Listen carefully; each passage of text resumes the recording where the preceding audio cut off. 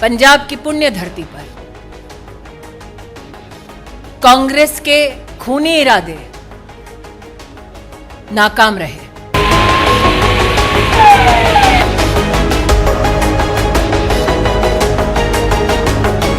नरेंद्र मोदी देश के प्रधानमंत्री बने देश के नागरिकों के वोट और आशीर्वाद से।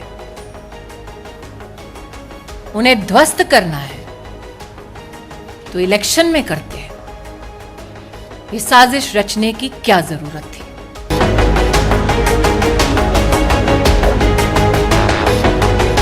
ये बिल्कुल गलत है कि प्रधानमंत्री जी जब पंजाब में आए तो उनकी सिक्योरिटी फ्लैगशिप दिखाकर उनको खतरे के साथ कोई जोड़ा जा रहा है। ये राजनीति इसमें नहीं होनी चाहिए। प्रधानमंत्री जी को आज फिरोजपुर में पंजाब में रैली है।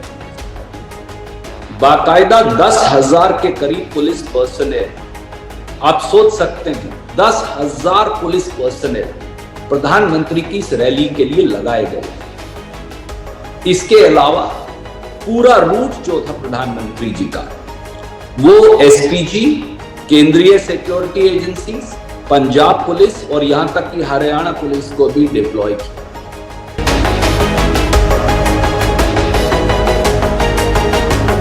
पंजाब के मुख्यमंत्री का पार्टी संगठन से तो समन्वय था नहीं, या प्रशासन से भी समन्वय नहीं है। सरकार किस गति या दुर्गति के साथ चल रही है पंजाब में, यह स्पष्ट हो जाता है।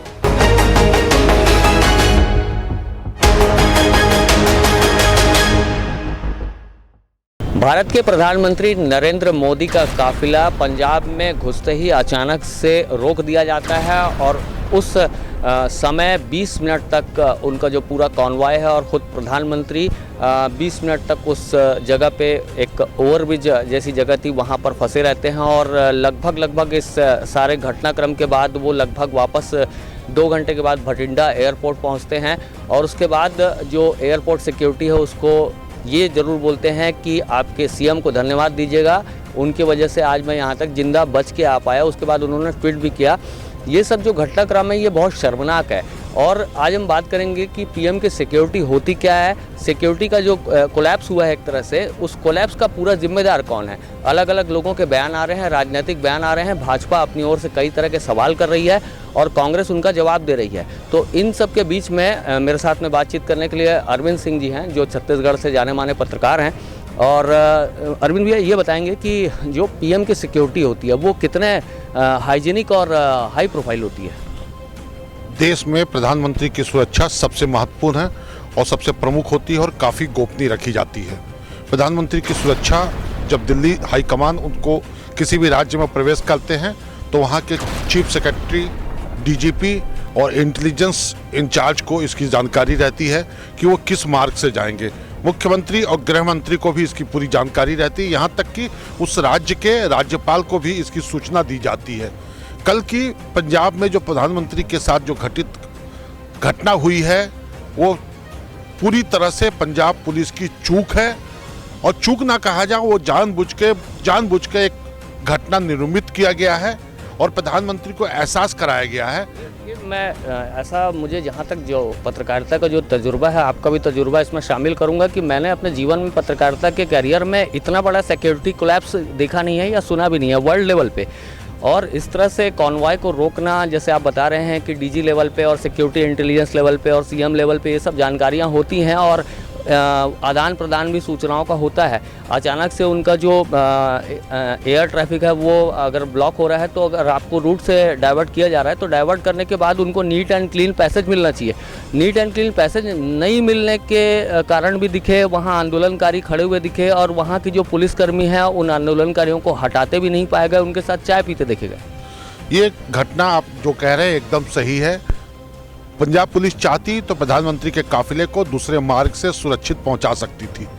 प्रधानमंत्री के काफिला की पूरी क्लियरेंस मिलने के बाद जब डीजीपी ने क्लियरेंस दिया तब एसपीजी ने उस मार्ग से उनको निकाला।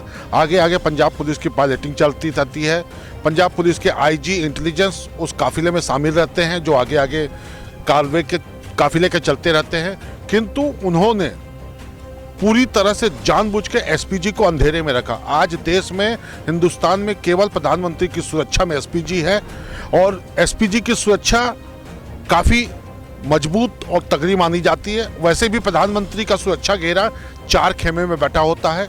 सबसे पहले उनके आसपास एसपीजी होते हैं, उसके बाद बॉर्डर सिक्योरिटी फोर्स होती है, उसके बाद चौथा जो लेन रहता है वो पंजाब पुलिस का रहता है। किंतु उनको प्रदर्शनकारियों की जानकारी हो चुकी थी, इतना समय था काफिले को एयरपोर्ट से उस घटना स्थल पर आने में कि पंजाब पुलिस चाहती तो प्रधानमंत्री को सुरक्षित दूसरे मार्ग से निकाल सकती थी और किसी को उसका कानो कान खबर भी नहीं। जो खबरें और जो आ रही हैं, जैसे कि जो इंटेलिजेंस इनपुट स्टेट को भी दिया जाता है, डीजी का साथ रहना ज़रूरी है, मुख्यमंत्री भी अगर उनका कोई विशेष काम ना हो तो उस स्टेट के मुख्यमंत्री को भी उस कॉन्वॉय की तरफ शामिल होना एक अनिवार्यता है। लेकिन जो बताया जा रहा है कि जिस तरह से सीएम ने भी एक दिन पहले इन्फॉर्म किया कि वो उस प्रोग्राम का हिस्सा नहीं हो सकते, और जिस दिन ये कॉन्वॉय मूव किया वहाँ से सड़क से, तो उस दिन भी ये स्थितियाँ बनी कि डीजी की गाड़ी जा रही है, लेकिन मुख्य सचिव की गाड़ी जा रही है, लेकिन उन गाड़ियों में वो अधिकारी मौजूद नहीं थे। और जब भी कनेक्टिविटी की जा रही थी एसपीजी की ओर से, लगातार जो सरकार और प्रशासन है और जो बड़े बड़े आला ओहदे के लोग हैं वहाँ के, उनको कनेक्ट किया जा रहा था कि इस तरह के कोलैप्स में हम लोग फंस चुके हैं। तो वहाँ से जो रिप्लाई आना चाहिए था वो रिप्लाई भी नहीं आ रहा था। तो ये माना जाए कि ये सब चीज़ें जानबूझ के कहीं ऐसे कहीं कोई इस तरह से कोई प्रोजेक्ट तो नहीं कर रहा है। ये घटना पंजाब पुलिस द्वारा, पंजाब की सरकार और पंजाब पुलिस द्वारा पूर्व नियोजित था। पुलिस को दोषी ठहराने के बजाय इसके लिए पूरी तरह से पंजाब के मुख्यमंत्री और उनकी सरकार जवाबदार है। उनके ही इशारे पर पंजाब पुलिस ने ये घटना को परिणति किया है। उसमें पंजाब सरकार ने अपने आप को बचाने के लिए वहाँ के एसएसपी को हटा के निलंबित करके इस घटना की जाँच के आदेश दे दिए हैं।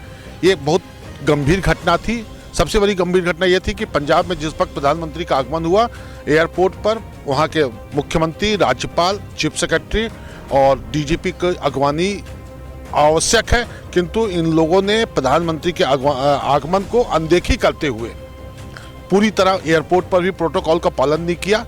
जबकि कितनी भी गंभीर घटना हो, कितना भी गंभीर बैठक हो, प्रधानमंत्री के आगमन के समय मुख्यमंत्री की उपस्थिति अनिवार्य है। देखिए, इस घटना के बाद में लगातार जो भाजपा की ओर से सुधांशु त्रिवेदी और जो स्मृति ईरानी है उनकी प्रेस कॉन्फ्रेंस भी हुई है, और उसके बाद लगातार कई बड़े सवाल पूछे गए हैं सरकार से। पंजाब सरकार को, कांग्रेस को आज जवाब देना होगा। प्रधानमंत्री किस रूट से एक स्थल पर पहुंचते हैं, उस पूरे रूट की सुरक्षा का प्रबंध और कोई भी गतिरोध नहीं है, ऐसा आश्वासन पंजाब पुलिस ने प्रधानमंत्री जी के सुरक्षा दस्ते को दिया। क्या जानबूझकर प्रधानमंत्री जी के सुरक्षा दस्ते को झूठ बोला गया? प्रश्न 2, प्रधानमंत्री जी के पूरे कैवलकेड को जब रोकने का प्रयास हुआ, 20 मिनट तक जब उनकी सुरक्षा भंग की गई, जिन लोगों ने प्रधानमंत्री की सुरक्षा को भंग किया, उन लोगों को प्रधानमंत्री की गाड़ी के पास तक, उस स्थल तक किसने और कैसे पहुंचाया? क्योंकि हिंदुस्तान में हर नागरिक जानता है कि प्रधानमंत्री की इस वक्त की मूवमेंट कहां, कब, कैसे हो रही है, यह साधारणतः जानकारी उपलब्ध नहीं होती। उस क्षण किसने उन लोगों को फ्लाईओवर पर भेजा, ठहराया, व्यवस्था की, इसका जवाब पंजाब की कांग्रेस सरकार को देना होगा। इस घटनाक्रम के दौरान कांग्रेस के युवा नेतृत्व ने जोश का, उत्सव का इजहार किया। किस बात का उत्सव है उनका? किस बात का जोश है? एक टेक्निकल बात यह भी है कि आप लोगों ने जैसे Z+ सिक्योरिटी सुनी होगी, उसके ऊपर होती ASL एडवांस सिक्योरिटी लाइजनिंग, और उसके ऊपर होती है SPG, जिसमें सारे रूट को सैनिटाइज करना लोकल पुलिस की जिम्मेदारी होती है। तो अब उस हिसाब से आप स्वयं तय कर सकते हैं कि ये चूक है या षड्यंत्र, या आप तय करिए। और उसके बाद जो इन पे प्रेशर पंजाब गवर्नमेंट पे पड़ा और उसके बाद चन्नी जी का जो बयान, वहाँ के मुख्यमंत्री जी का जो स्टेटमेंट आया है, और रणदीप सुरजेवाला जी का जो स्टेटमेंट सोशल मीडिया पे देखा जा रहा है, ये इस कारण हुआ कि हेलीपैड से हेलीकॉप्टर पे जाना था, अचानक प्रोग्राम सड़क पे जाने का बनाया गया, जो कि प्रोग्राम में नहीं था, पहले से नहीं था। फिर भी आगे एजिटेटर बैठे हैं, पीछे काफी पीछे गाड़ियां रोककर बता दिया गया कि आगे एजिटेशन वाले एकदम सड़क पे आकर बैठ गए। अब सड़क पे एकदम कोई ट्राली लगाकर बैठ जाए, उसको हटाने में 10, 15, 20 मिनट, आधा घंटा लग जाता है। इसलिए सेफ साइड के लिए प्रधानमंत्री जी को बोला गया कि आप पीछे आ जाएं, हम अदर रूट या बाई हेलीपैड आपको ले चलते हैं, लेकिन उन्होंने वापस जाने का फैसला किया। तो मैं पंजाब सरकार की तरफ से आपको क्लियर करने आया हूँ कि इसमें किसी भी तरह का कोई खतरे वाली बात नहीं थी, ना ही हुई है। ये टोटली एक पीसफुल एजिटेटर आकर अचानक सड़क पे बैठ के, जिस सड़क पे हमारा जाने का कोई प्रोग्राम नहीं था, प्रोग्राम हेलीपैड के साथ जाने, हेलीकॉप्टर पे जाने का था, और किसी तरह का कोई खतरा यहाँ नहीं है और नहीं था। मुश्किल से 15 मिनट प्रधानमंत्री जी रुके होंगे, उनको बहाना मिल गया कि अब क्योंकि रैली में तो एक आदमी है नहीं, वहां तो अमरिंदर सिंह जी बैठे हैं, जो 10,000 के करीब सिक्योरिटी पर्सनल है वो बैठे हैं, और 2-4-5 हजार बीजेपी के लोग बैठे हैं, इसलिए रैली में अब कोई है नहीं, तो वो वापिस चले गए। हमारा ये अनुरोध है हाथ जोड़कर प्रधानमंत्री जी से भी, भाजपा के नेताओं से भी, पंजाब में आपका भी उतना हिस्सा जितना हमारा है, ये देश हम सबका है, आइए रैली करिए, परंतु जब भीड़ ना जुटा पाए रैली में, तो बहाना बनाकर वहां की कांग्रेस की सरकार पर दोष मत बनाइए। इन स्टेटमेंट्स को देखता है ऐसा नहीं लगता कि ये पूरे गैर जिम्मेदाराना जो बयान आ रहे हैं जो कांग्रेस की पार्टी की ओर से, कि इस तरह से आपके स्टेट के अंदर आपके देश का पीएम, आप उसको सिक्योरिटी नहीं दे पा रहे हैं, और इस तरह से जो बातें वो तथ्य रख रहे हैं, वो तथ्य कहीं हजम होने लायक हैं? पंजाब के मुख्यमंत्री और वहाँ के सुरजेवाला, कांग्रेस के वरिष्ठ नेता सुरजेवाला का बयान इस वजह से हंसी के पात्र बन रहे हैं क्योंकि वो सफाई में कुछ कह ही नहीं सकते, उनसे काफ़ी बड़ी चूक हुई है और अब उनके पास बोलने के लिए कुछ भी नहीं बचा है। इस वजह से वो जुलूल बयान को देकर अपनी स्थिति को साफ करने का प्रयास कर रहे हैं। एक समय ऐसी भी घटना देखने को मिली थी जब देश के प्रधानमंत्री अफगानिस्तान टूर में गए थे, और अचानक से वे जब नवाज शरीफ वहां प्रधानमंत्री हुआ करते थे, तो अचानक से उन्होंने अपना रूट डाइवर्ट करके पाकिस्तान में लैंडिंग की थी, और उसके बाद वहां पाकिस्तान की गवर्नमेंट ने प्रॉपर सुरक्षा दी थी। दूसरा, जब अमेरिका में भी इस तरह से जो पीएम की विजिट हुई थी, तो जहां पर वीवीआईपीज़ का जो मूवमेंट था या वीवीआईपीज़ का जो स्टे था, वहां पर ट्रंप की जो सरकार है, उस सरकार ने उस पूरी बिल्डिंग को कई 100 ट्रकों से वहां उस बिल्डिंग को घेराबंदी की थी, ताकि कोई भी विस्फोटक लेकर आतंकवादी घटना उसमें उन्हें डैमेज ना कर सके। इस तरह से जो ये विदेशों में हो रहा है, हमारे देश के दुश्मन देश पाकिस्तान से इस तरह से रिस्पॉन्ड किया गया, तो आज हमारे देश में हमारे देश के प्रधानमंत्री इतने असुरक्षित महसूस कर रहे हैं कि उनको ट्वीट करना पड़ रहा है, और एयरपोर्ट सिक्योरिटी को ये बोलना पड़ रहा है कि आपके मुख्यमंत्री जी को धन्यवाद, मैं जिंदा बच के आ गया। तो ये बहुत बड़ी शर्मनाक बात है। ये बताएंगे कि ये इस तरह की जो साजिशें हो रही हैं, ये अचानक से पीएम के सामने में इस तरह से एक आंदोलनकारी जो स्वरूप आ जा रहा है अचानक से, ये अचानक से तो तय नहीं हो सकता, कोई प्री प्लान्ड गेम प्लान हो सकता है। जैसे आप बता रहे हैं कि वहाँ पर बॉर्डर से लगा हुआ जो इलाका है, वहाँ प्रधानमंत्री का मूवमेंट था, तो ये पाकिस्तान की कोई साजिश है जिसमें हमारे ही देश के कुछ लोग शामिल होकर इस तरह से इसको प्लान आउट कर रहे हैं? इससे इनकार नहीं किया जा सकता, क्योंकि अब ये जांच का मुद्दा है और केंद्रीय गृह विभाग ने इसके जांच के आदेश दे दिए हैं। मैं आपकी बात से सहमत हूं कि ये पूरी तरह से पाकिस्तान और हमारे स्थानीय लोगों की मिली भगत से इस प्रकार की घटना को अंजाम दिया गया है। उसी रास्ते पर 1 घंटा पहले पंजाब के पूर्व मुख्यमंत्री अमरिंदर सिंह भी निकले थे, किंतु उन्होंने खुद अपने बयान में कहा है कि उस समय किसी भी प्रकार के कोई प्रदर्शनकारी नहीं थे। एयरपोर्ट से घटना स्थल पर आने तक प्रधानमंत्री को 2 घंटे का समय लगा। इस दौरान यदि पंजाब की पुलिस चाहती तो प्रदर्शनकारियों को बड़े आसानी से उस रास्ते से क्लियर करवा के प्रधानमंत्री के काफिले को निकाला जा सकता था, किंतु उन्होंने प्रदेश सरकार के इशारे पर इस सब घटना को परिणति किया है। देखिए, एक और दस्तावेज भारत सरकार की जो इंटेलिजेंस डिपार्टमेंट है उसके हाथ लगे थे जब भीमा कोरेगांव हिंसा की घटना हुई थी। उस वक्त जो दस्तावेज हाथ लगे थे उसमें जो नक्सलियों का एक कैडर है उसने साफ तौर पर जो लिखित दस्तावेज प्रमाणित तौर पे मिले थे उसमें सीधा सीधा जो पीएम को टारगेट करते हुए ये इस तरह से जैसे राजीव गांधी जी की हत्या जो की गई थी उसी हत्या के तहत उनको एक रैली में उनको इस तरह से डैमेज करने का एक जो प्लान है वो स्पष्ट तौर पे लिखा हुआ है जो भारत सरकार के गृह मंत्रालय और इंटेलिजेंस डिपार्टमेंट के पास में मौजूद है। तो ये ऐसा लग रहा है कि जो इंटरनल जो सिक्योरिटी थ्रेट है वो भी हावी है और बाहर की जो आतंकवादी गतिविधियां हैं वो कहीं ना कहीं एक दूसरे से जॉइंट वेंचर में साथ चल रही हैं और इस तरह से उनको कहीं ना कहीं कोई राजनीतिक प्रेशर भी मिल रहा है। जी हाँ, बाहर की आतंकवादी गतिविधियों को हमारे देश में हमारे ही कुछ गद्दार किस्म के लोग उसको प्रश्रय दे रहे हैं।